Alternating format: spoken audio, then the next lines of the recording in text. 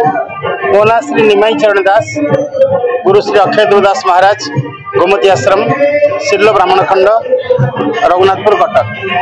ये तो आमर आश्रम जगन्नाथंकर बाहुड़ा उत्सव ता छड़ा गुरुदेवंकर आज जन्मोत्सव पालन हुए।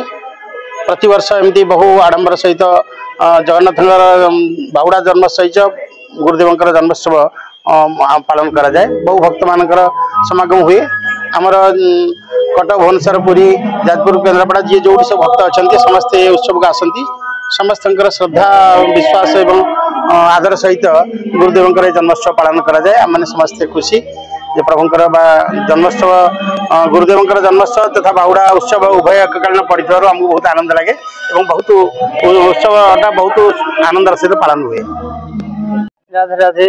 मु गोमती आश्रम श्री वैष्णव चरण दास आज जो गोमती आश्रम प्रतिष्ठाता सदगुरुदेव श्री अक्षय देवदास महाराज चरणाश्रित आज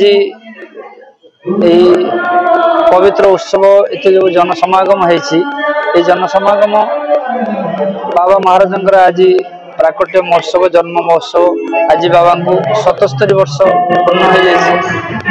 आज जगन्नाथ बाहुड़ा यात्रा प्रति वर्ष यही महामहोत्सव श्री जगन्नाथ पवित्र बाहुड़ा महोत्सव बाबा उत्सव भी हुए।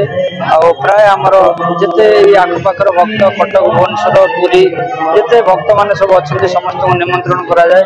समस्ते आसी बहुत आनंद रे जगन्नाथ दर्शन सहित बाबा महाराज दर्शन कर आनंद लाभ। आज हलो बाहुड़ा यात्रा आम गुरुदेव जन्मदिन आम कलिकता भी 200 उपरे भक्त अच्छी से माने भी आसती ए वर्ष कम आसे कम एसे बच्चर आर कौन कहबी गुरुदेव कथा कहले तो सरबनी कथा कौन कहबी ए जगह मोर ए जगहटा हलो मोर ऑक्सीजन मुझे जगह जखन आसी मो जीवन में कौन आनंद पाई कथा अनुभव कथा क्या कह जाए ना बोला जाए ना। मो एक्चुअल घर हल हावड़ा शिवपुर बोटानिकल गार्डन मो 34-35 वर्ष एखे